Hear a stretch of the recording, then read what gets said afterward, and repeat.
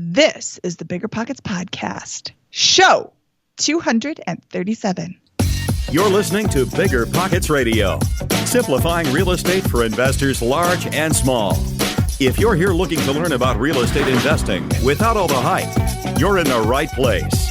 Stay tuned and be sure to join the millions of others who have benefited from BiggerPockets.com, your home for real estate investing online. What's going on, everybody? My name is Mindy Jensen, host for today of the BiggerPockets Podcast. With me, as always, Mr. Brandon Turner. What's going on, Brandon? I haven't talked to you in 1,000 years. How are you doing? It's been 1,000 years. I'm fantastic. How are you? You look great for being 1,030 or however old you are. Thank 31. you. You've had a birthday since last time I chatted with you. Yeah, I'm actually 32 years old now. It's really depressing. Oh my God, you're so old. I'm so old. I'm feeling it like my bones. So old. Boy, I hope someday I could be 32. Yeah, someday, keep working Someday on it. I can be. So what's going on? I don't know. I just got back. I went to a music festival called Creation Northwest. It was like out in Eastern Washington. It was like a 5-hour drive. And it was 105 degrees with 20 kids. I was like the adult chaperone for like 20 youth, like teenagers. In 105-degree weather with no air conditioning. And it was like the best week ever. So that was cool. So wow. Yeah. That's not my best week ever. Yeah. 120 degrees with no air is not my best week ever. But I've been out in Eastern Washington, and yeah, it gets hot. It does. And a funny story, while I was there, actually, I ran into a number of BiggerPockets people. There's like thousands of people at this concert thingy, and walking around having a BiggerPockets shirt on, and there were like at least, was it 2 or 3 people who stopped me and was like, no way, you're Brandon from the BiggerPockets Podcast.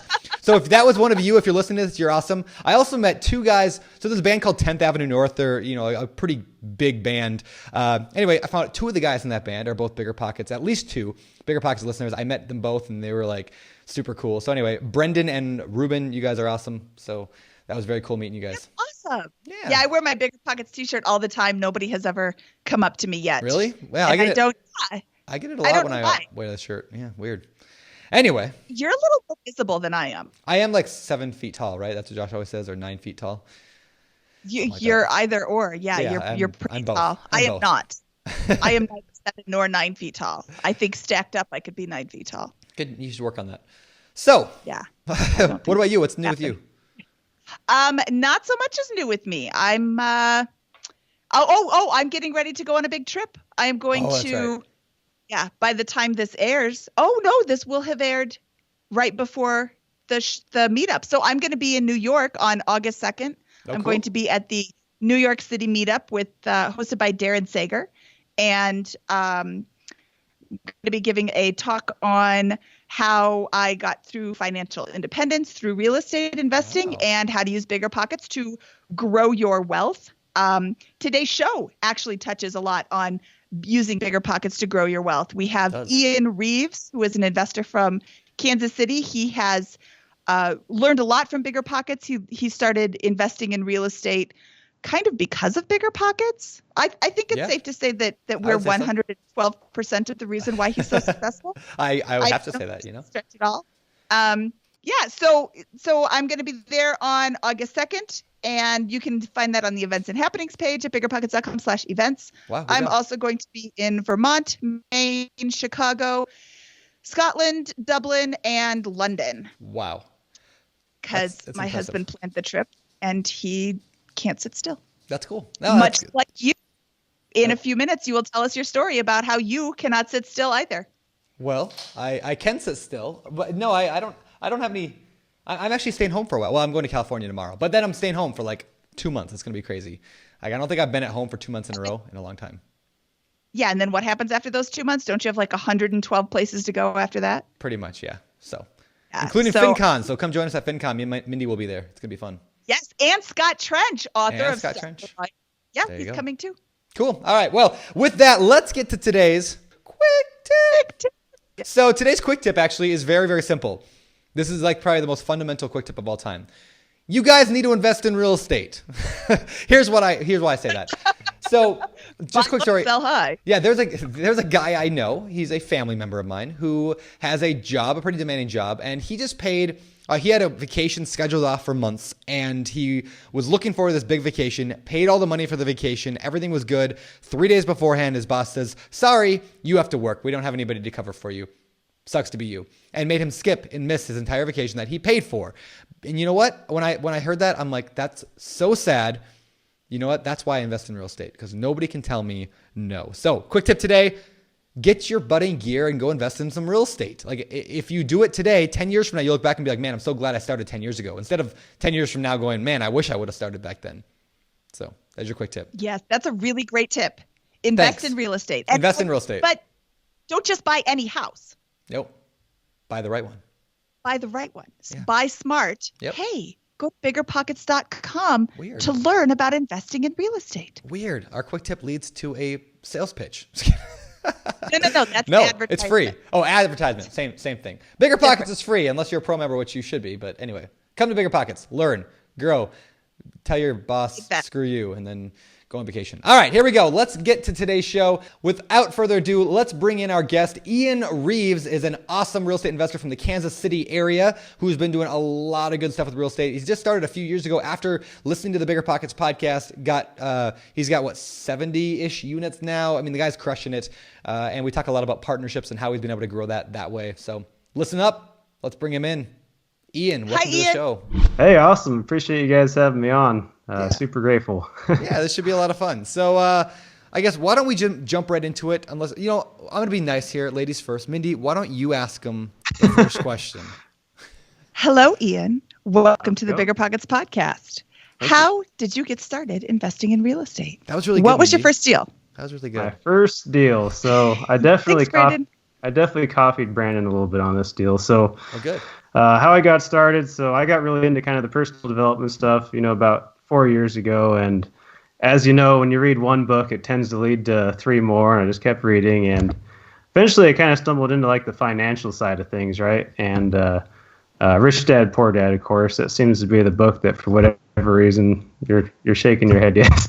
That's the one book that just really changes things for everybody, right? And so I closed the cover on that book, and I was like, I'm going to figure out how to do this. And, of course, when you're trying to figure out how to learn how to do something, you get onto Google. So I started Googling, and BiggerPockets popped up. Yes. So, I instantly was pretty hooked on BiggerPockets. Your podcasts are just super motivating. It was awesome. And I just kind of went on a knowledge bender for about the next 4 months or so. And, I read all about Brandon's house hack, and I was like, that seems like a really awesome way to get started. So at that point, I'd never owned a home before, never mind an investment property. So, I started looking, and, pretty soon I found this duplex, and it was actually kind of the perfect scenario. So the one side was rented out to awesome tenants. It was rented for $1,250, which, is pretty good for this area. And the other side was his family of, they're kind of borderline hoarders, and just completely trashed the place. They'd been in there for, 12 years, I think they'd been in there, just completely wrecked it. And, they were having trouble selling the place, obviously, with that kind of tenant in there. So I made them a lowball offer, and it got accepted. And, kind of the rest is history. And what'd you end up getting it for? I think it was $250. Okay, and where was that? And what area? Yeah, where are you at? That's in Shawnee, Kansas. So I'm in Kansas City, and Shawnee is kind of an outskirt of Kansas City, but it's still kind of like the higher end of Kansas City, Johnson County area. So prices are a little bit higher, but rents are also pretty good. So it was right around, when I got all said and done, it was right around that 1% rule. Okay. So that was first deal. Cool. Yeah. And go ahead. Did you live in the other half, or did you rent out the other half after you got rid of after the hoarders? I'm assuming the hoarders aren't still there. That is correct. So we, part of the agreement was they had to serve them notice for me to buy it, and then obviously with FHA loan you have to live in half. So, we went through that, got them out. They were actually already on a month-to-month lease, so fortunately that went pretty smoothly. And then, I moved into the terrible side, of course, not the good side. Yep. And then, we went to work, get the thing rehab. So that one, I actually did all the rehab myself. And I quickly learned that if I was going to scale things and do more, that wasn't really an option. So the great it was a good debate. learning experience, though. Yep. So let's talk about house hacking for a minute. I mean, First of all, for those people who have never heard of that term before, what we're talking about here is the idea of where you buy a small multifamily property like a duplex, triplex, or a fourplex, and there's reasons why 2, 3, and 4 work well for this. And then you get you move into one half, rent the other half out, and like you did an FHA loan, which is 3.5% down right now, super low down payment, which means you can effectively live cheaper than normal or even free if you buy a really good deal, and have the tenants basically pay your whole mortgage. So it's a really, really good way to get started when you're trying to get started with real estate. I'm a big fan of it. I know Scott Trench just wrote a book, and a lot of the book talks about this. The book Set for Life talks about this idea of house hacking. So it's cool. I'm reading that right now. Oh, nice.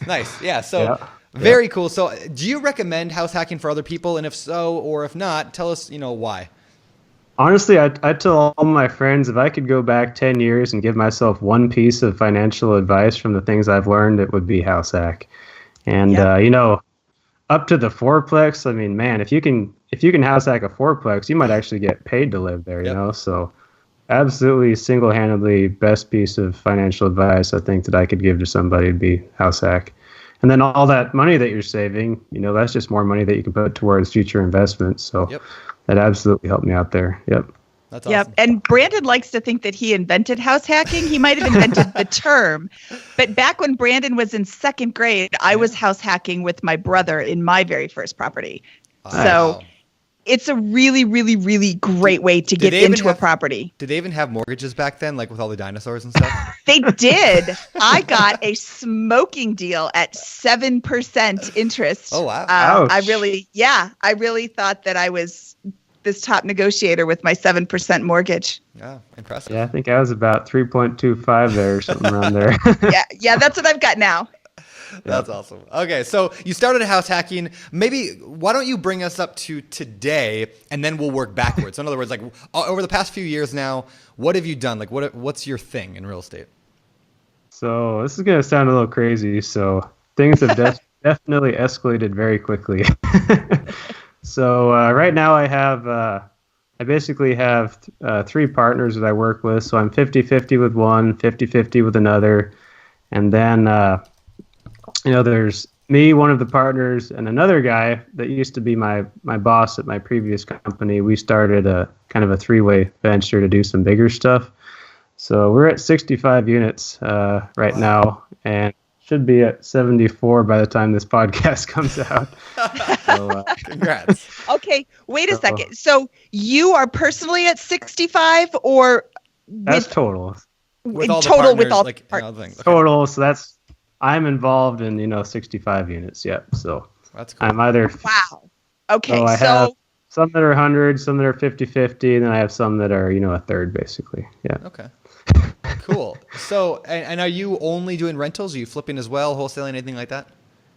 Also flipping, yeah. So flipping is kind of an extra source of income for us to buy, basically we want the long-term passive income, but flipping is just a way of, raising capital so that we can, buy more, buy and hold. So, yep.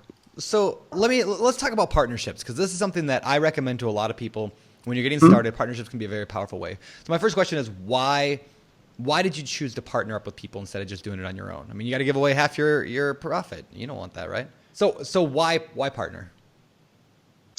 Well, so I'm basically a W-2 employee, right? So I have a normal full-time day job. Wow. And I did the house hack thing where I was rehabbing half of a duplex. I quickly learned that it's really difficult to do that while having a full-time job. And then, on the flip side, when you're a full-time real estate investor, it's really difficult to get the good loans because, your income is highly dependent. So when a full-time investor partners up with a full-time W-2 employee and you kind of split up the responsibilities, I see it as like kind of this perfect partnership. So, that is so good. I want to stop you right there and just jump in and say there are so many people. I'm in the forums all day, every day, and there's so many people who say, I can't wait to quit my job. I can't wait to quit my job. Well, before you quit your job, wait, how are you going to fund these properties? If you've got a W-2 employee partner, that's awesome. Or maybe you just really like owning them, but you don't want to do the day-to-day. Keeping your job if you enjoy it. I mean, don't stay at a job that you hate just so you can buy another property. But it's really important to be able to finance these properties. You're not going to be able to buy with no money. Sorry, Brandon. Absolutely. Yep. Absolutely. Maybe low money, Mindy. Yes. You can't buy a house with $0. Nobody just hands them away for free. You have to have someone's money. It doesn't have to be yours, but you have to have somebody's. So Ian is the money man here. Yeah, pretty much. And it is, so having, I mean, I'm an engineer, so I make a fairly good salary. And the other thing is, I live very cheaply. So, Scott Trench, Set for Life thing, I'm very much on board with the live well below your means. Yep. So, that means that I can invest a significant portion of my income into real estate on top of having that salary to get the loans. And, if a full-time person, you have to live off of something still, right? So, if you're making this money in real estate, but you're cutting your legs out from under you by spending all that money, it makes it really hard to grow that portfolio fast. Whereas if you have your basic living expenses paid for, with the job and can invest the extra, things are going to grow a lot faster. That's my philosophy. I like that a lot. I talk about this idea often where when I was 27, or I say this on BiggerPockets webinars a lot, and kind of telling my story. When I was 27, I achieved like financial freedom, where I had enough rental income coming in to pay all my bills, and I was quote unquote retired, right? So the problem with that though is like, when I did it, I quit my job, I sat on a couch, I watched TV, and I was like, it was like, I'm retired, I'm 27, this is amazing. And then I realized two things. One, like that life is miserable when you sit on a couch and watch TV all day. So that lasted like, 20 minutes. But the second thing I realized is by living on all of my cash flow, which is what I was doing, I was making a few $1,000s a month and paying all my bills. I couldn't reinvest in greater properties, which kills your ability to do exponential growth. I mean, you can still grow. Exactly. I mean, you just got to be really creative. But when you're not reinvesting your profits in any business, it's a very dangerous situation to be in. And so I stopped living on my cash flow. In fact, I don't take anything anymore from my rental properties, except for occasionally, like if I flip a house, I'll go to Hawaii for a month. But like, I don't like to live on my cash flow because it just kind of cannibalizes your business. And so I think that's another really strong reason why having a full-time job, even if it means having to split your profits with a partner, can be a really, really good idea. So I like that you say that. Absolutely. Yeah. Cool. Yeah. 50% of a deal is better than 0% of a deal. Or 100% of no deal. 100% of no. Yeah. That's your quote, Brandon. I'll let you say it. Is that my quote? I don't even know. All right. I've seen you say that so many times. Okay, good. Yeah. 50% of a great deal is better than 100% of no deal. You can tweet that to @Mindy. What's your Twitter, Mindy? @Mindy. @Mindy at BP. @Mindy at BP or I don't know, hit me up on Instagram @BeardyBrandon. Did you guys know I changed my Instagram thing to Beardy Brandon? Isn't that a great name? I do follow you on there. So okay, good. All right, good. Beardy Brandon. You can Instagram me. Is that a verb? To Instagram somebody? Kind of like to tweet? To gram someone? Oh. What do you say? What do you say, Ian? Sure. I'm not hip. I'm going to say it is so now. It is now. You can add that to house hacking and BRRRR. There we go. We're going to Instagram phrases Brandon has created. There we go. I'm going to keep doing that. All right. So let's talk about partners a little bit more. I mean, how did you find your partners? How did that develop into a partnership? Man, I'm going to be saying a lot of good things about BiggerPockets, but it was actually through BiggerPockets, believe it or not. So that's awesome. How so? Oh no, don't talk good about BiggerPockets. Yeah, don't do it. don't. So that was where we originally connected, and then we got to talking a little bit on there, and then through our local RIA group, we kind of got connected on Facebook, and then there was more. It was a long story, but we basically just started talking. We found out that we had really similar goals and where we wanted to go.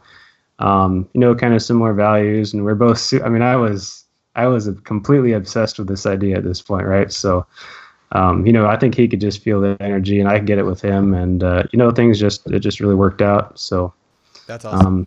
Well, it developed pretty quickly. On that note, that's another powerful thing about partnerships is that like. A lot of times I think of when people think of a partnership, they think of we're splitting everything 50-50 or, I'm only going to make half as much as I would alone. But the truth is like, the word, like I hate the word synergy because it's such like a 80s, like I'm a middle manager yelling out the word synergy at like Office Space, but like the idea of like the whole is greater than the sum of the parts, right? So like you alone can maybe do one deal a year, and your partner alone could maybe do one deal a year, but together you can do dozens of things, because like you build each other's energy, you're encouraging each other on, you're excited together. Like you're saying, like he could feed off your energy, you could feed off his, and you rock it so much more. So I love that as well.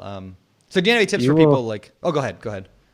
So you will see as I get into my story that was absolutely correct. Okay, well, let's go there. But before we do, I'm like, if somebody listening to this show right now and they're like, I need a partner, I need somebody, I work a full-time job, I need somebody who's enthusiastic. Do you have any recommendations? How can they use BiggerPockets or local RIAs? How can they use that to find a good partner?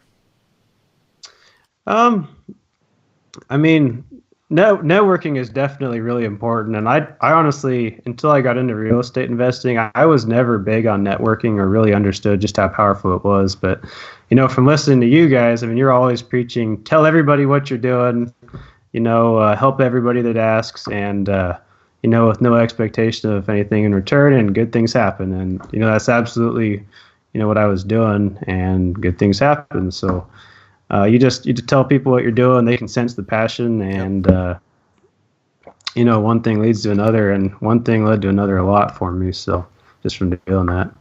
Yeah, I want to circle back and reiterate what you just said. Tell everybody what you're doing, because you don't know where you're going to meet your next partner. You're at a RIA group and you're just chatting with somebody about the weather or your favorite baseball team, or, hey, what kind of investing do you do? I do this. Well, hey, I do that too, or I want to get into that. And all of a sudden you realize we could really make a great team.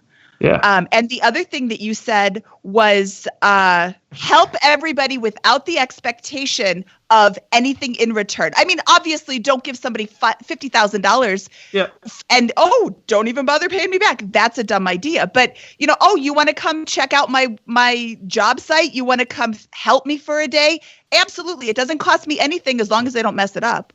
But absolutely help somebody out. Hey, here's my plumber because I don't need him next week. Or here's, whatever you need. Help somebody out if it's not going to cost you a lot of money to help them out, because you never know who that is. They could come back. Hey, I got this deal that doesn't work for me. Do you want it? Absolutely. And they talk too. So, I mean, it was actually just last week. I had a guy reach out to me from BiggerPockets, and, he read kind of some of my story, and he thought it was pretty cool.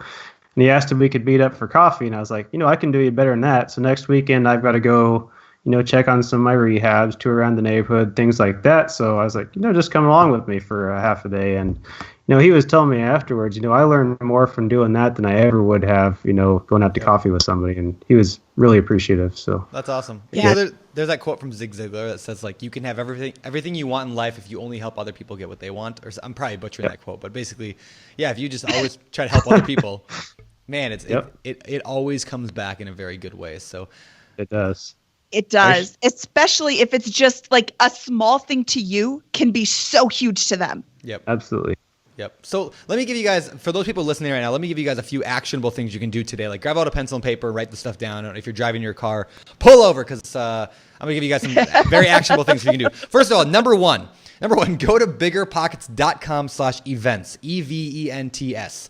BiggerPockets.com/events is where people post local events like in your area. So you can go there. There's a map of your whole area, and you can see what's going on, and you can see if there's a local event you can start attending. I would highly recommend attending at least one thing a month in your area, and just tell everybody that's there what you do, what you're looking to do, what you're excited about, and just meet as many people as you can.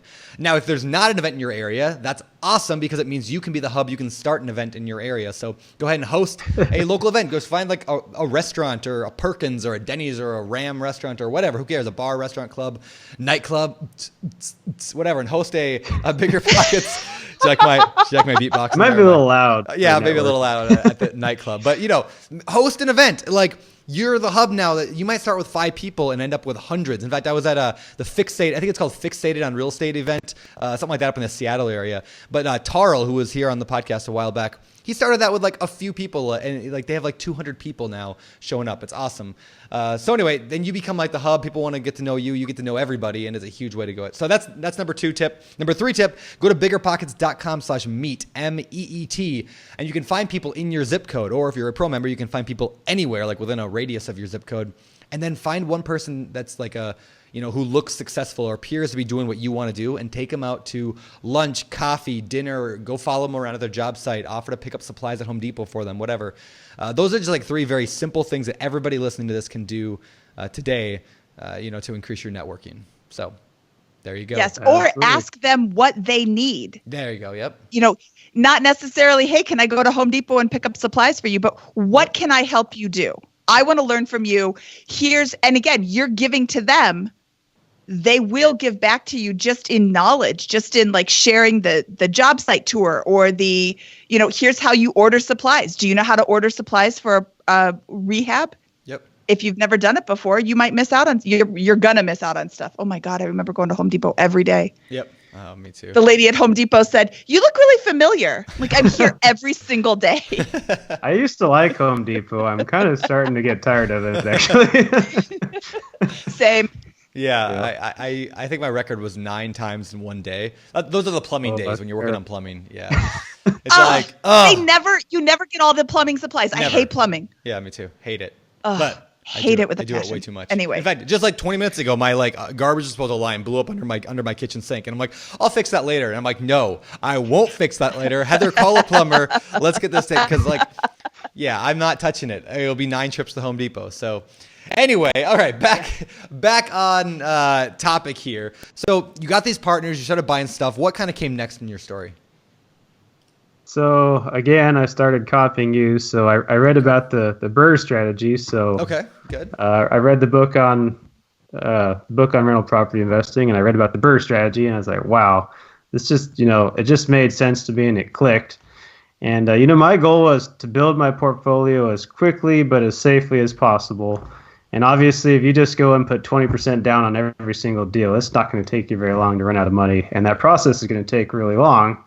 So, the only other option is to borrow all the money, and that doesn't make it. You don't want to do that. That's a terrible idea, right? So I read about the BRRRR strategy, and so my partner Matt and I, we decided that's kind of where we wanted to put our focus, and so we immediately went out and bought 2 properties at the same time, 2 BRRRR properties, and started going through the rehab process. And my partner Matt, he'd actually been a real estate investor full time for I think about 3 years at that point. So he kind of already had some experience doing this. So it wasn't like we were starting off from scratch. And we got in there, we got them turned around in a matter of I think it was probably 6 or 7 weeks or something, and we got them turned around, and immediately went and refinanced both of them into one loan, and got them rented out. And actually, before we were even done, we were already starting on our next ones. But nice. So yeah, that's kind of how it went. That's awesome. Yep. That's awesome. Okay, so just for people who are listening who may not know, BRRRR is BRRRR. There's 4 R's in there. Buy, rehab, rent, refinance, repeat. And why are you doing this? Basically, we're combining the best parts of house flipping with the best parts of buy and hold real estate. So we're buying at a discount. So we're buying a property. So here, I'll run you through the numbers on one of our recent deals, please. For example. So we bought a house for $29,000. So by the way, other than my duplex, all of my other properties are over on the Missouri side in a kind of cheaper zip code. So, okay. So we bought this house for $29,000. We put $12,000 into the rehab. At that point, this house appraised for just under $70,000. So then we took out, this was on a short-term loan to begin with, and then we refinanced into a long-term commercial mortgage. So they'll actually do 80-20. So it's an 80% loan to value. So 80% of that, $70,000 is what they give us the loan for. That basically paid off the short term and any cash that we had into it originally. We've got all our money back to go do it again. We own a cash flowing property with basically $0 into it. That's awesome. I love that. So I love the BRRRR strategy. That's my favorite. Yeah, I love that strategy a lot because now you've got a property, you've got equity in it, but you've got no money into it. I mean, yeah, some people will go out there and they'll put a 20 or 30% down payment on a deal, and they got $20,000 or $30,000 stuck into a deal like that. But in this case, you're in the same position as those people are, but you just hustled to make sure you didn't have any money in that deal. So you still got equity, you got cash flow, you got options. Yeah, and the BRRRR strategy does wonders for your net worth because, I mean, you're basically creating a house flip's worth of equity on every single deal that you're doing, right? So, you know, you're making $20,000-$30,000 in equity on every deal that you do, right? So, so absolutely. And the good thing is the properties here are pretty cheap. So, I mean, that house that appraised for 70, we're renting it for $975. So, I mean, we still got really good cash flow on that house, even with the slightly bigger loans. So it's awesome. Yeah, those numbers are solid. Okay. Yeah. So what is your monthly payment on an 80% $70,000 loan? Oh man, you're testing me here. Probably, I think it's on the order of about $400, something like that. So you're paying out $400 a month, and you're bringing in. Did you say $950? $975. Yeah. $975. I quit you, and I quit Brandon and all your cheap houses, and I'm leaving now. It's hard to beat the city, honestly. Mindy and I were looking at a deal the other day. I had Mindy. Do you actually go drive that? You drive by the property that I had you look at? I did. Yeah, I made a video for you. Oh, you're awesome. Yeah, so there's a mobile home park for sale in near where Mindy lives, and so I hit her up and said, "Hey, you want to go check this out and see if it's something we can do?" Anyway, they're asking like, what was it, $3.9 million for it? And after running the numbers, it was like $2 million more than what I could pay. And I'm like, I kind of expect that for like Mindy's area, where like Ian's area would be a little different. Yeah, but you drive past the mobile home park, and it's tidy. The houses are in decent shape, but they're old. They're like 1970s mobile homes. They're, you know, the metal corrugated siding, and it was originally on sale for like, it was listed for like $5.9 million. Like, it's not even ambitiously priced. It's like you're smoking crack. There's no way you're ever going to get this much money for this. Can I say that on the podcast? Yeah, you can now. You're the host. You can do whatever you want. Yeah, that's like just how life is. Certain areas are just a lot better than other areas. And I like, Ian, how you also mentioned, you know, you bought your first duplex for $200 and some $1,000, but then across the state line, I was like, my point is there's different areas, even where you live, like where anybody lives here, there's areas that are higher and areas that are lower, and areas usually within a 2-hour drive of where you live that you can get cash flowing properties. That's not true everywhere, but almost everywhere. So that's neat. For the duplex, I wanted to live there and, you know, it'd be a nice neighborhood and be close to work and all that. So, you know, I was making a little bit of sacrifice on the cash flow, but then again, you're putting 3.5% down on FHA loans. So it makes a lot more sense to do it on that property versus, an investment property, strictly investment property. There are reasons, though. I mean, like Scott Trench and I have this debate a lot. You know, he wrote Set for Life, and he's a lot more ambitious to get the bigger property. I mean, he'll buy a duplex for $300,000, $400,000, and he's okay with that because his strategy is different than mine. Mine has always been cash flow purely because I wanted to be able to get out of a job as quick as possible and to be able to fund my life, right? But for him, it's more of like, let's buy a property that it does cash flow. He wants cash flow, but he's bigger on, is Denver going to be worth more than Kansas City 10 years from now? Most likely, yes. I mean, that $250,000 duplex or $300,000 duplex is going to be worth $600,000 because Denver's insane. Yeah. You know, so not that he's betting on appreciation. I don't want to say Scott's betting on appreciation, but he's wagering that Denver's market will do better over the long term. He's looking long, and I don't think he's wrong. I think there's just two different strategies and different ways of doing this. Yeah. Bigger property, bigger loan, you get more loan pay down too also. So, right. Yeah. Yeah, it's like my apartment complex. I'm paying down, you know, thousands of dollars every month. It's like, this is fantastic. Like, it's like automatic wealth building. Like, so, they're definitely, I'm not, so like, if you're listening to this right now, don't think that you should never buy an expensive property. It's just different strategies for different people. So that's one thing I love about real estate. So cool. All right. So let me ask you this about that BRRRR thing. So a couple of things. First of all, where did you get the initial loan to buy the property? A lot of people struggle with that. And then a lot of people struggle with getting the refinance. So let's talk about both those. Where'd you get the initial short-term loan? So actually, I was going to our local RIA groups here, and they have some different vendors there. And actually, they're based out of Denver. And they're a short-term fix and flip lender. And, they require, I think it's 10% down for fix and flip loan, The rate's about 10.5%, and I think they're 2 points. So, for a short-term loan, that's pretty dang good. Yeah, that's not too bad. So, yeah, that's really good. Yes. Okay, so you went with them, and then how long was that mortgage for? Like how long did you have to pay it back? 1 year. Okay. 1 year. And so this is a problem with that people run into with BRRRR. One of the biggest downsides of the BRRRR strategy is you have to get in and out pretty quickly. And a lot of banks don't like you to refinance within, they want you to wait at least 6 months, sometimes even a year. They want you to wait to refinance. Is that why you went with the commercial lender to refinance? Yeah. I mean, we had zero seasoning with the commercial lender. We had a lot more flexibility. The rates obviously are going to pay a little bit more for the rates. So I think we're at 5.75, 6% versus if I went conventional, we could probably get 4. But yeah, there's absolutely no seasoning. So I mean, it's buy a property, have the thing rehabbed, and immediately refinanced. It allows you to get property a lot quicker. Yeah. And the other thing is obviously with a conventional loan, you can only get up to 10 anyway. And I was planning on buying way more than 10. So I knew I was going to hit that limit eventually anyway. So, I guess that was kind of my main reasoning. Yeah, I love it. Now, one of the dangers of, and you can correct me if I'm wrong here, but like one of the dangers of using commercial loans is that usually the term is a lot lower. Like it might be amortized over a long time, but you have to pay it back shorter. Is that true for in your case, or do you still have 20 year? Okay, yeah, so versus is there a balloon payment on there as well? Like do you have to pay it all? No, it's 20 year. Yeah. Oh, okay, cool.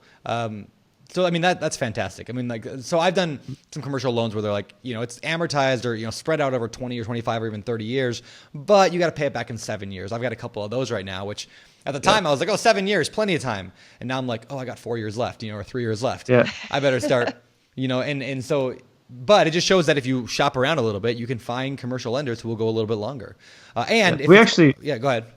I was saying we actually recently got a lender to go 25 years on a commercial loan too. So wow, absolutely, awesome. After a while, I actually did. I honestly didn't think you'd get a 25 year on a commercial, but we ended up finding a lender that would. So that's fantastic. Yep. Very cool, man. This is awesome. I love hearing. This is just my ego, but I love hearing when I teach things and then people do them and succeed. I'm like, hey, I'm not a fraud. Look at me. Hey, nobody said you weren't a fraud. Oh yeah, that's true. Nobody said you weren't a fraud. I still might be a fraud, but things worked for me, and so I talk about things that work for me. Like the BRRRR strategy just worked really well for me, and that's how I built my portfolio. So when I see other people doing it, I'm like, yes, pretty cool. That's pretty cool. That's very awesome. I think there's a lot to be said for somebody who actually says it. It's one thing to know something, but then to be able to teach somebody else, and hey, this works for me, it might work for you, and then it does. It really validates your mindset and gives you vindication isn't the word. No, but what's the word? Validation, I guess. Validation, yeah. Yeah, validation. So what was the time frame for that flip, that $29,000, $70,000 ARV flip? How long did it take to do it? From purchase date to and how did you find it? That was actually from a wholesaler. So, I was talking earlier about the power of networking, and once I got into real estate investing, that's where I really understood that you absolutely have to network. So I became kind of a networking machine around here. But, I developed some pretty good relationships with wholesalers. And, I'd say probably 70% of our deals are coming from wholesalers at this point. We have done a little bit of MLS, and I was doing my own direct mail for a little while. But, the majority is definitely wholesalers. That's cool. Okay. That's very cool. And who is your commercial lender?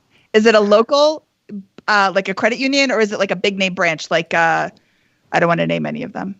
Definitely a small local lender for sure. Yep, portfolio lender, absolutely.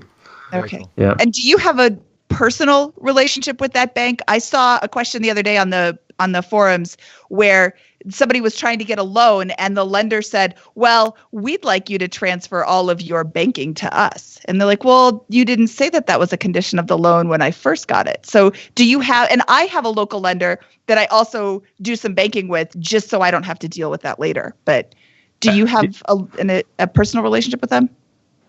I did not, but I do now. So that was actually, one of the things is I kind of vetted a bunch of different banks, and I actually, I also learned this from you guys, but I actually went in there, I got myself dressed up. I went in there and I sat down with them. I told them what I was doing. I brought some pictures, some information on, here's what I'm doing, here's what my numbers look like, here's what my goals are. And I actually sat down with the bankers and, went through that with them. And that was hugely helpful, just having that personal relationship. And then, once I kind of picked one that I wanted to go with, absolutely, I opened a checking account with them. And he actually told me, that kind of goes a long ways with, our management, the fact that you have a checking account with us. So, yes, I did. That's awesome. Yeah, I think that's important. That goes a long way. And what did it cost you? Nothing, because you were going to still have a checking account. Yep, absolutely. That's awesome. Yep. So yet another reason why you don't spend every dime you make, so you can park $500 at some local bank or $1,000 at some local bank, and now all of a sudden you're a big deal. Yep. Yeah. Sorry, Brandon, go ahead. No, that's okay. That's okay. It's all good. So there's a quote from a guy named Derek Sivers, who, if you guys have never heard of Derek Sivers, he's fantastic. Check him out he was on Tim Ferriss's podcast a while back, a couple times. Anyway, so Derek Sivers has this quote that says, if more information was the answer, we'd all be, was it rock star billionaires with six-pack abs or something like that? Yep. In other words, yeah, right? So in other words, all the information we'd ever want is out there. People can succeed.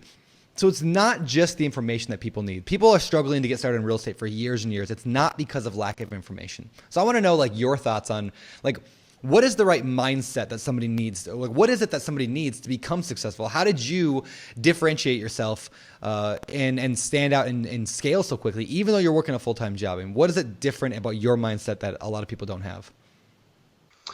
So that was another thing that I learned, is that is absolutely critical to being successful, is developing the right mindset. So I kind of mentioned that, I got really into the personal development stuff. This was probably 4 years ago.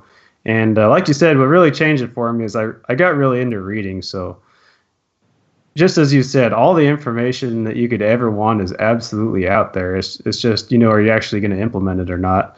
So, there's a lot of books that I read about, developing the habits. So I know Hal Elrod was actually a guest on your podcast. Yep. He was the author of that Miracle Morning. So that's, I implemented that a few years ago, and, that was huge. Just waking up every morning, writing down your goals, and, having the routines that basically reinforce that, so that you're looking at it every day. Because, if you don't develop those routines and those habits,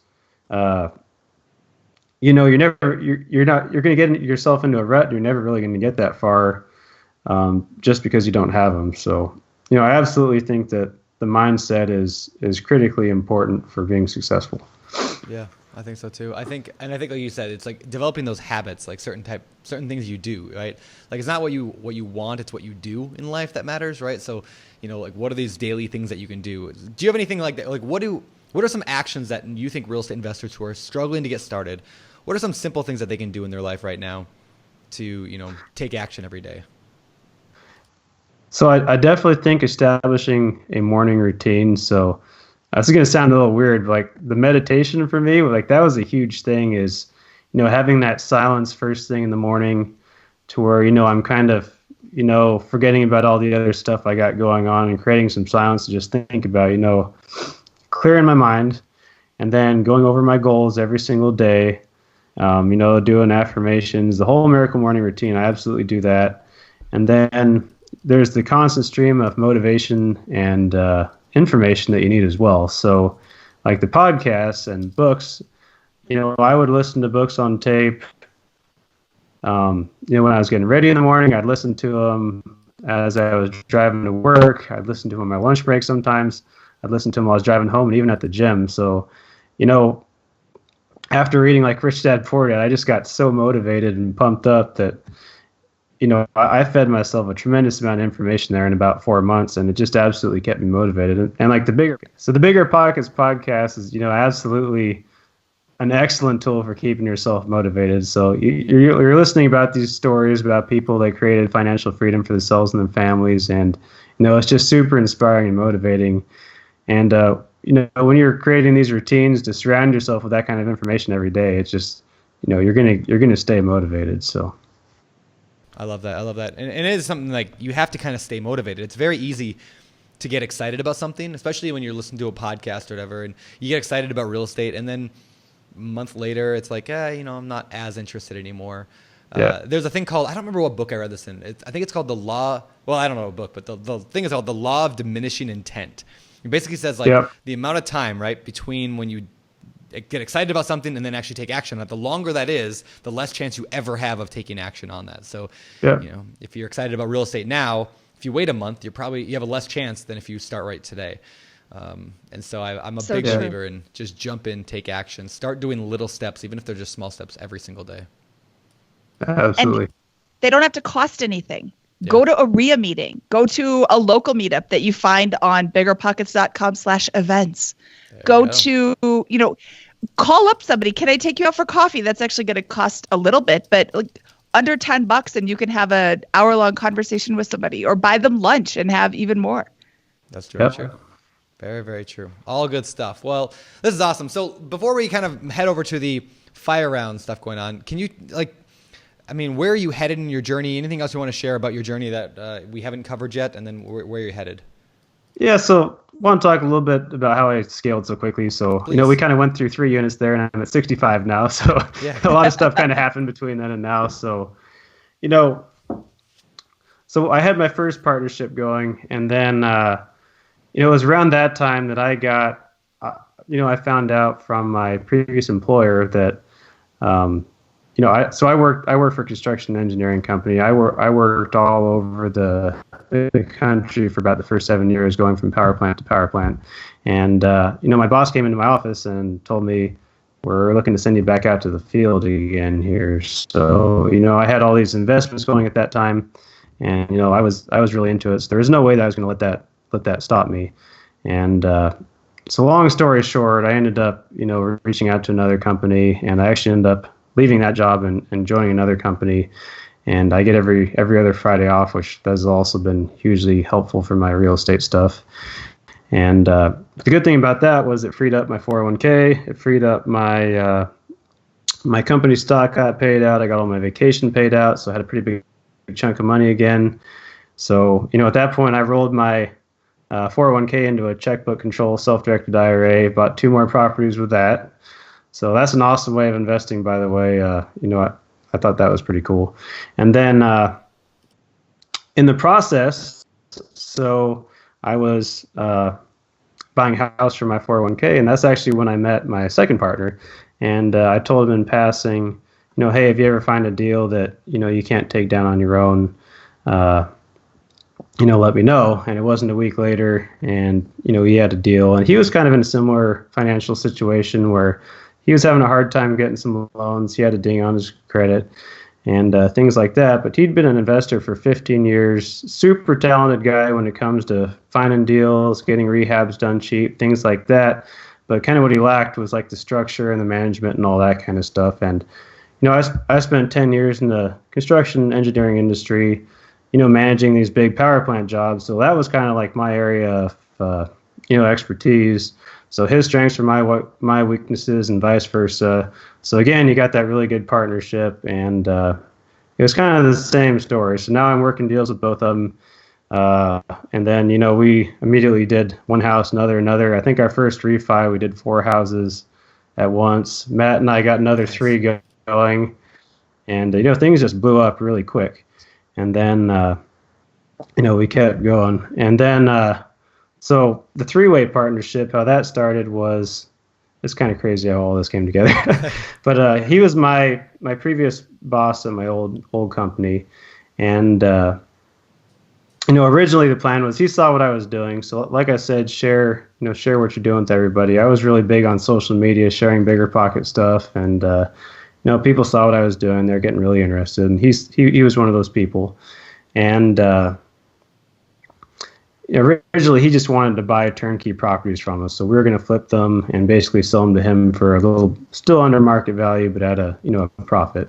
And then he's this really high-level business guy. I mean, he was the project manager on $700 million power plant job, right? So he's a really high-level business guy, super talented. And we quickly figured out that he wanted to be a little bit more than just like the passive investor, right? So.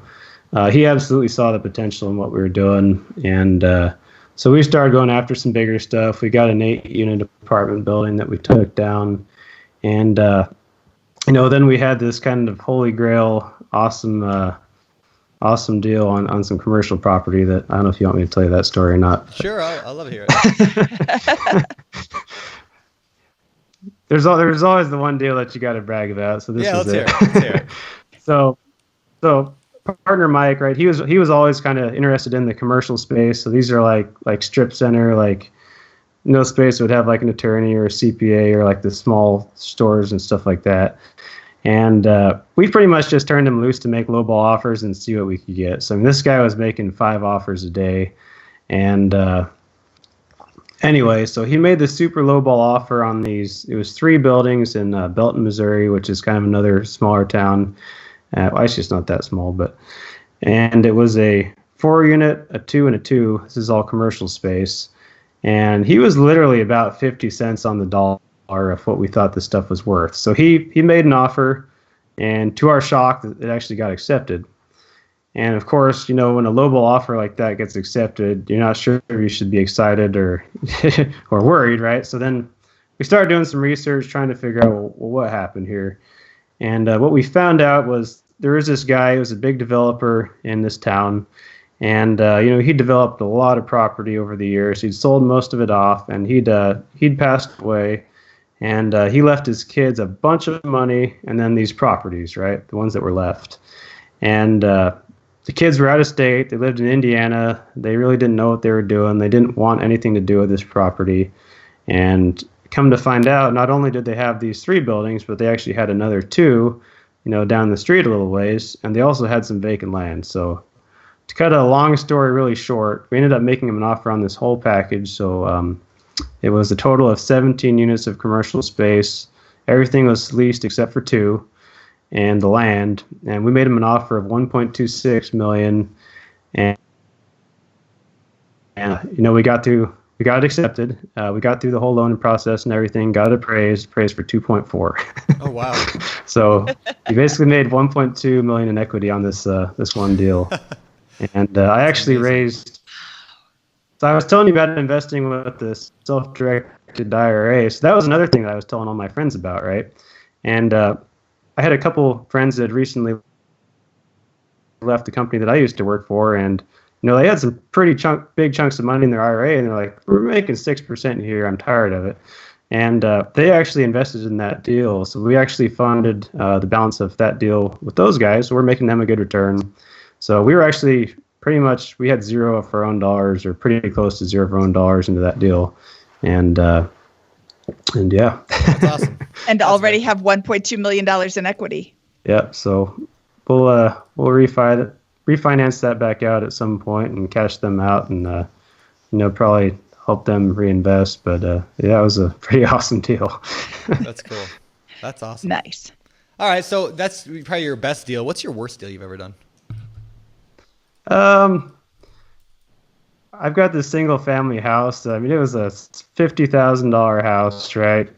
And it just keeps bleeding. Like literally in the same week, we had, furnace goes out, water heater goes out. We got a leak in the roof.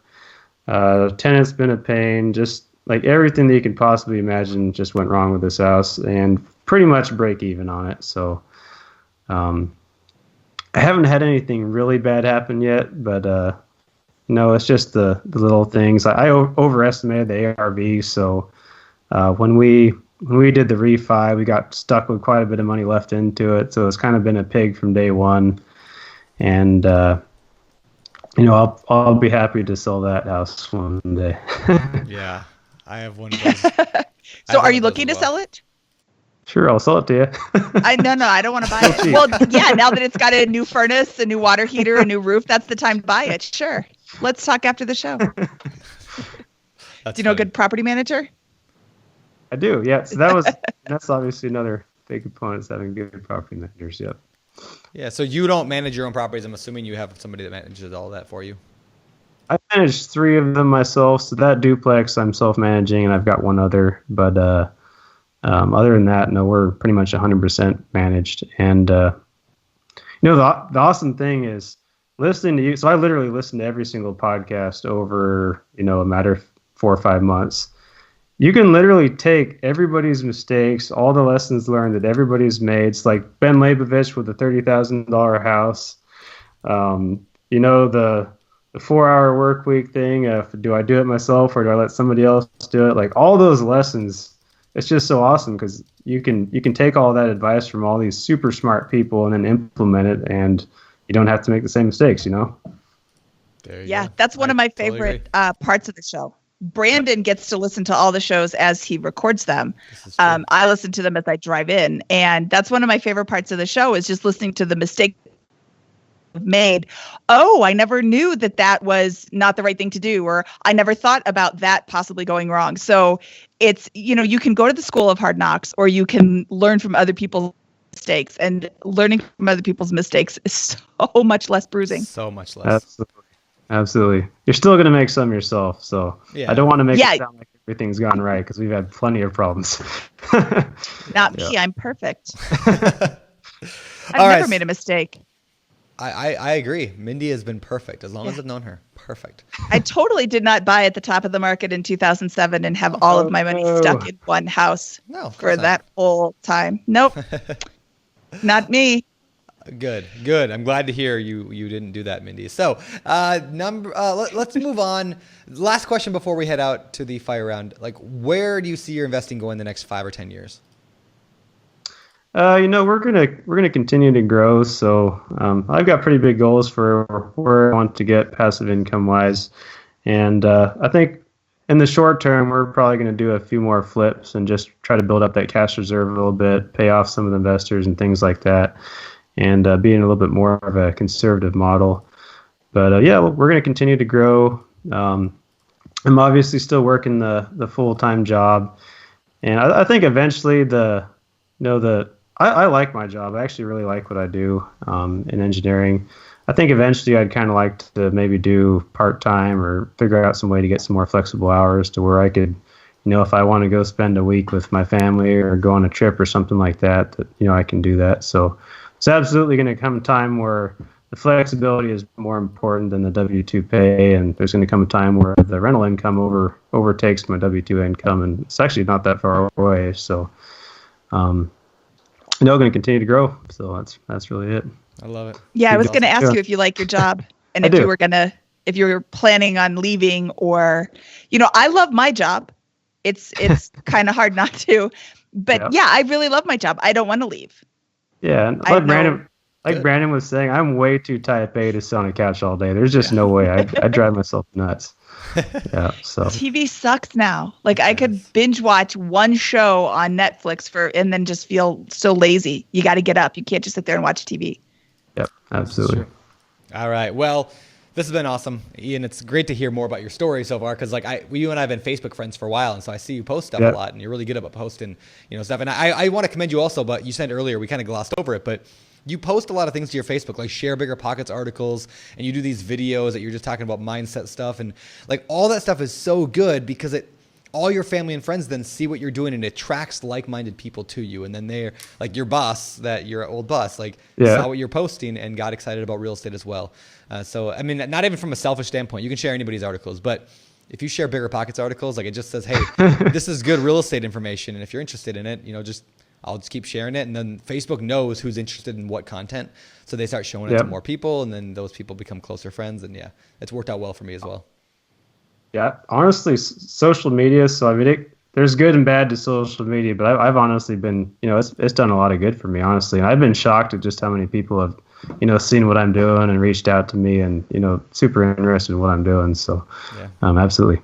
Cool. I love it. All right. Well, let's shift gears. Yeah, here that goes back to tell everybody Yep. That goes back to tell everybody what you're doing. Yeah, exactly. Sorry, Brandon. That's all right. You cut me off, Mindy, whatever. You're the host. I'm just the co-host, the lowly co-host today. So yes. With that, this co-host is going to transition us to the time for the fire round. Fire round. It's time for the fire round.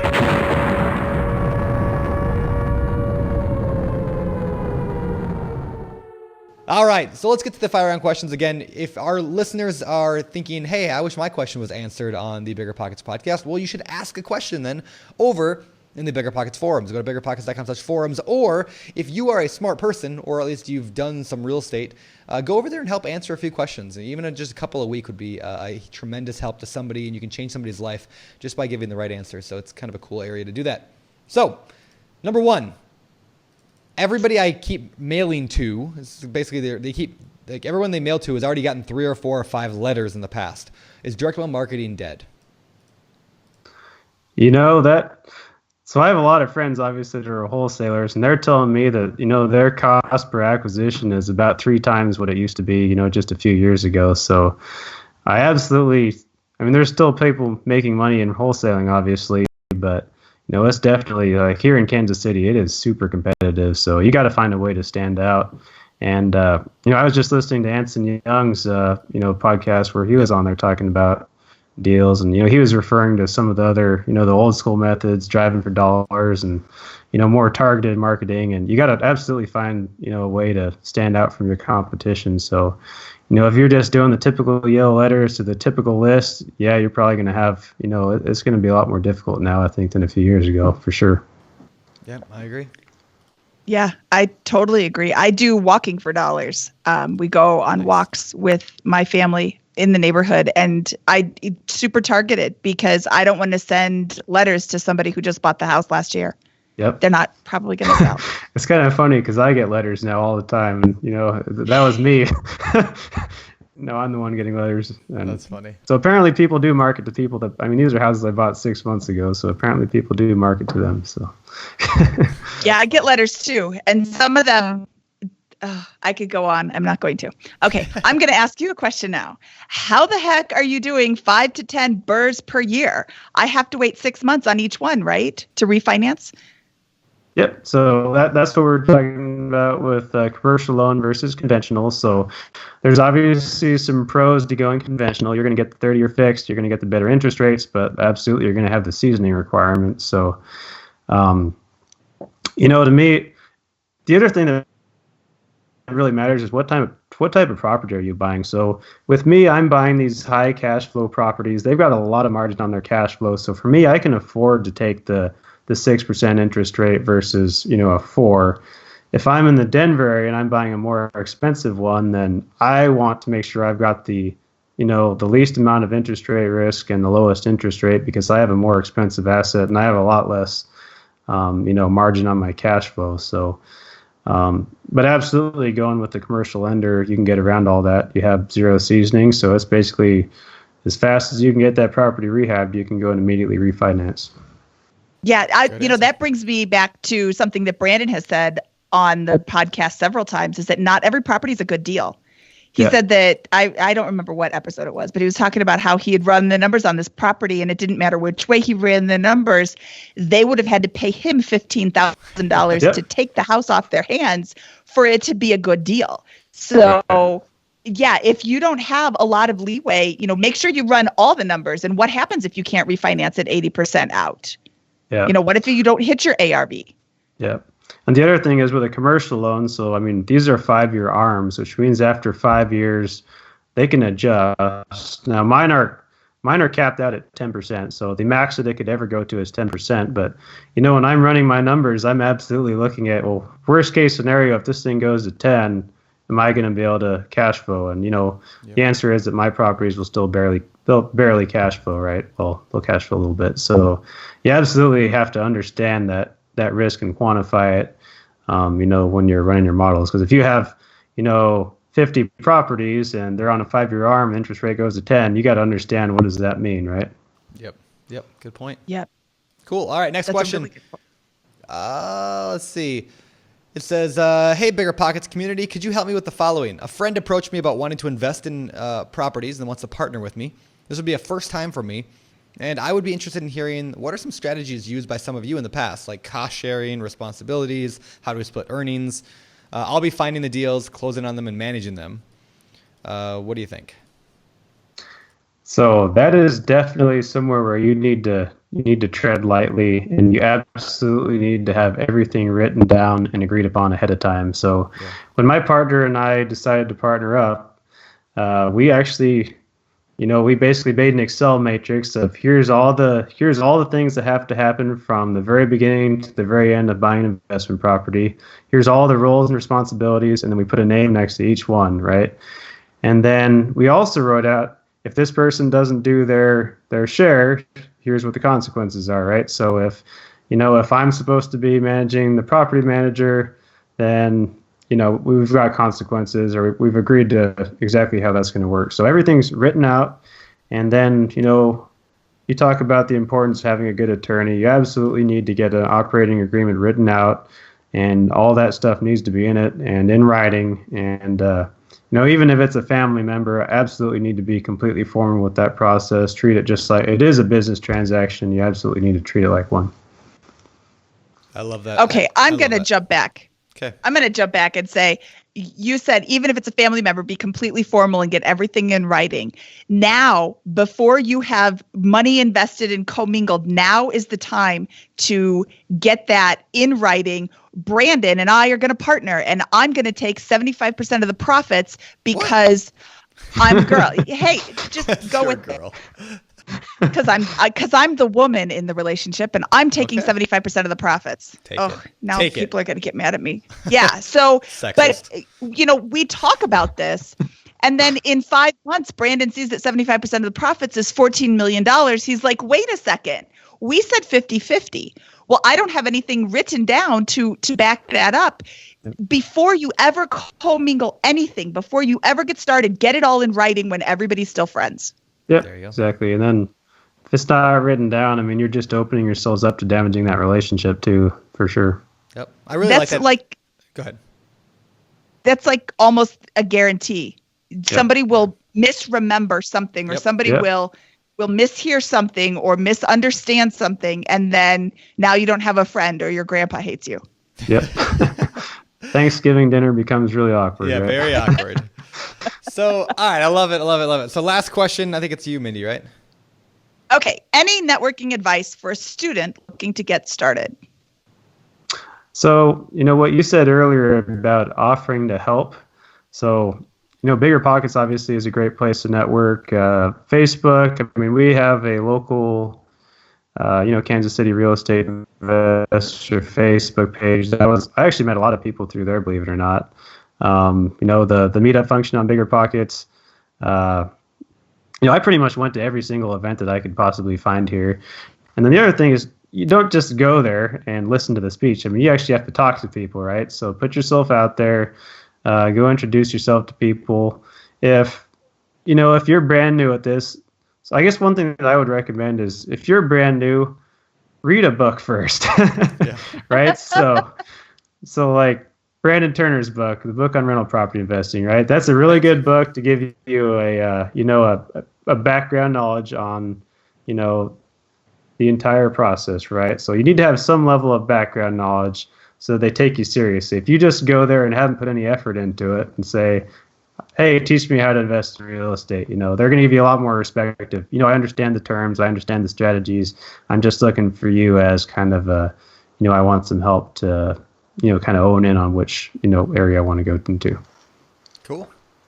I like it. Awesome. I like it. All right. So let's get out of here. But before we do, let's get to today's Famous Four.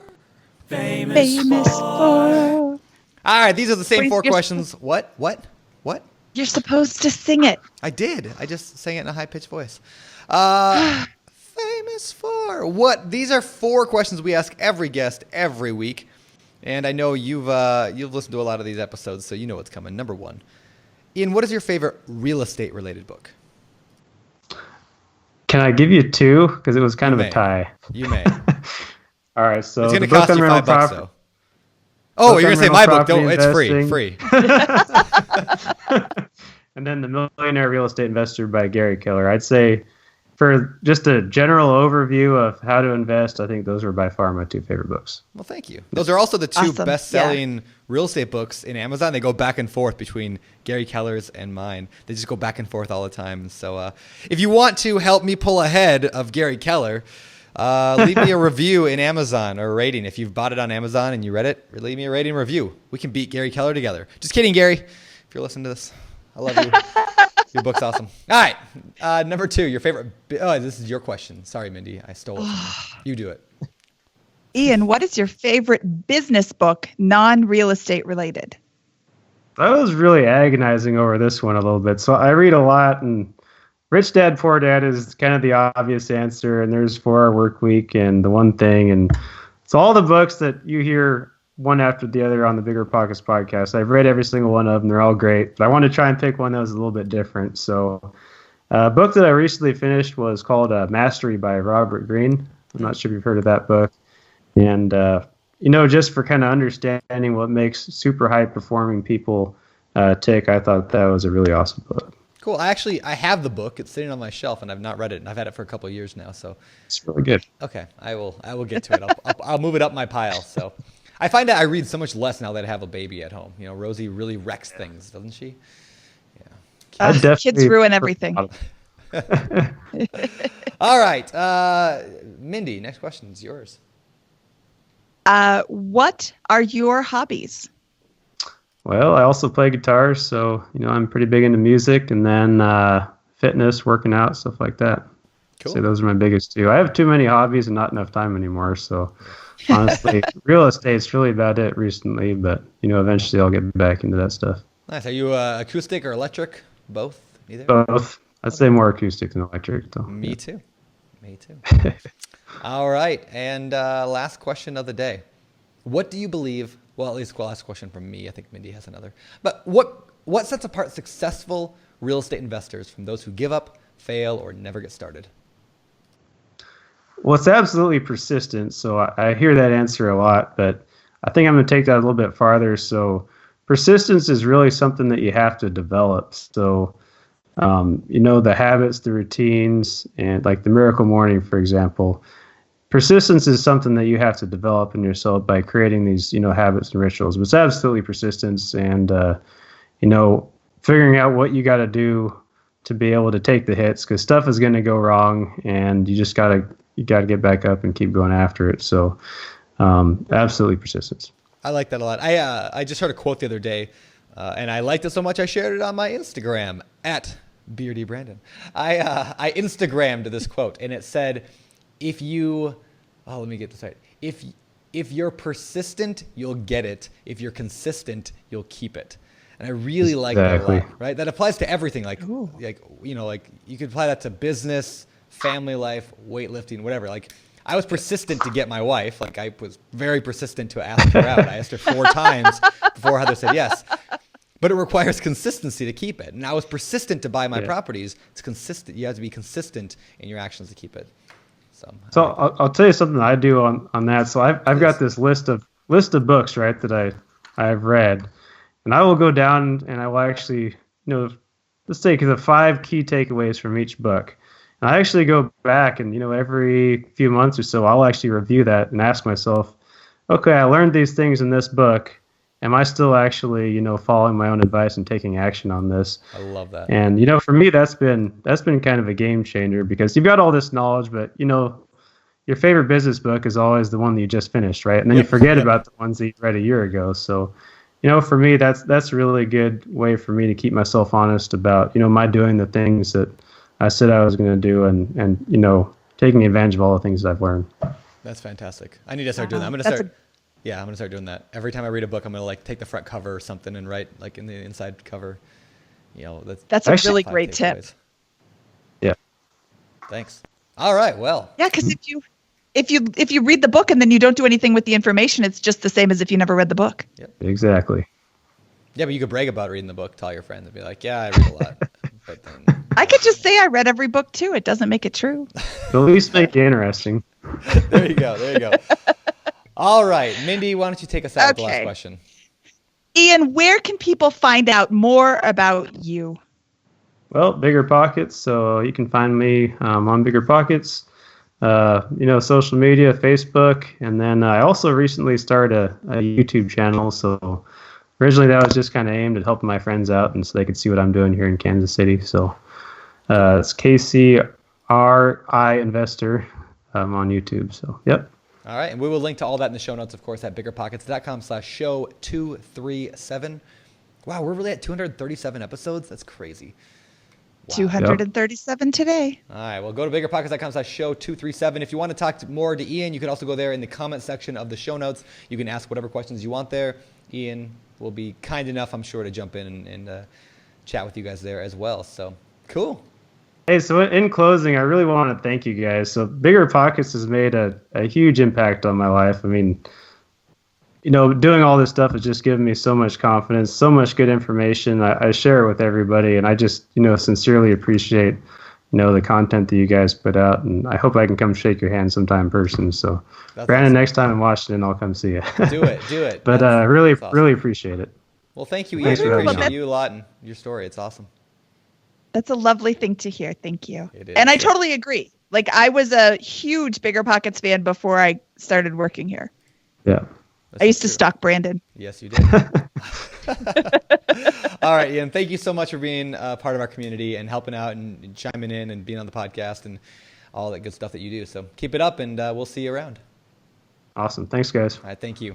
All righty. And that was our interview with Ian Reeves. Man, that was awesome. I love to hear people who don't just learn, but they go and take action on the things they're learning. He listened to the podcast, took action. He reads books, takes action. I mean, that's what it's all about. I love that. Yes, Ian is such an inspirational investor because he doesn't just sit there and collect. He doesn't have analysis paralysis by any stretch of the imagination. We're recording while he only owns 65 units. But now, as of today, he should have 74 whole units. And that's a few more than you, isn't it, Brandon? Just rub that in. Just keep rubbing that in. I don't want to call you a slacker, but... I'm working on it. Yeah, if anybody has a mobile home park, make sure you hit me up. Let me know because I need one. So with that... I don't know. What do you need, Mindy? What are you looking for right now? I just need more deals. I need something affordable in Longmont. So I know that's in the Denver area. I actually am not all that particular. Also Cheyenne, Wyoming. I guess I could do something up there too. It's not that far from me. Well, the next time you're in Denver. Find a mobile home park in Cheyenne, Wyoming. Oh, that'd be awesome. We're going to do it. That'd be awesome. All right. Okay. You and me, Mindy. Deal. All right. With that, let's get out of here. 75%. Okay. Because you're the girl. All right. Thank you guys for listening to the podcast again. You guys have been great. If you've not yet left us a rating and review in iTunes, please do so because that makes me feel good. And if you've not yet left a rating or review or a review in Amazon for any books you've ever bought from BiggerPockets, please do so. The book on managing rental property just crossed 100 reviews, which made my wife's day because she wrote most of that book. So anyway, check it out. Thank you for letting me step in for Josh. He should be back in a couple of weeks. There we go. After he's done not hosting. Gallivanting the country. Gallivanting around. All right. Well, Mindy, you've been an awesome host today. I'll see you again soon. For the BiggerPockets podcast, this is Mindy Jensen and Brandon Turner. Signing off. You're listening to BiggerPockets Radio, simplifying real estate for investors large and small. If you're here looking to learn about real estate investing without all the hype, you're in the right place. Be sure to join the millions of others who have benefited from BiggerPockets.com, your home for real estate investing online. It's time for the Random 5. All right, now it's time for the Random 5, of course, the hidden segment of the show, which we ask our guests some random questions about themselves to get them to know them a little bit better. Number 1, what type of music do you listen to? Oh, Josh is going to kill me. Country. Yes! I do like country. Oh, I quit too. Now let me ask you the other day. Are you into, like, the boring old country, or are you into the awesome, like, bro country? You know, like, the really cheesy, good bro country? I actually really like blues, too. So I'd say, like, the older bluesy type. Yeah. Okay. I'm into the cheesiest, worst bro country you can imagine. That's what I listen to. Like, if it's not talking about trucks and tires, I don't listen, you know. That's true. I would not have predicted that. It's totally true. All right. Mindy. What job could your company not pay you enough to do? Oh, I really, really dislike paying bills and paperwork. So, like, as soon as I can get somebody to do that for me, and mail, like, just going through mail, I absolutely hate it. Drives me crazy. Yeah, I don't disagree with that at all. So you could not pay. I actually hired an assistant. She goes through all of my mail. Smart. So if you send me mail, I probably won't see it. So she goes through everything and she does that, takes care of all. It's the best thing. I did that after reading the 80-20 sales and marketing by Perry Marshall. He was on the podcast a while back. Yeah, after that I went and hired an assistant because I was like, I should be doing a certain number of things that I'm really good at, and I'm not really good at dishes, mowing my lawn, or checking my mail. So now I have somebody who does those 3 things. So on that note, we hired a housekeeper about 3 weeks ago because I was just, I've got all this stuff going on outside of work, and man, that was my girlfriend's happy. Perfect. Yeah, definitely, absolutely. There you go. I like it. I'm contemplating that, but it butts heads with my frugality side. So it did for me as well. How many? Yeah, the question is, can you earn more? Think about it. Yep. Can you earn more by having somebody do those little tasks? Maybe not. For some people, maybe not. But for me, I said yes. I can earn more by doing the few things that I make money from, doing them extremely well. So. Or how many properties do you need to pay for? Yep. Exactly. There you go. Yeah, that's true. Yep.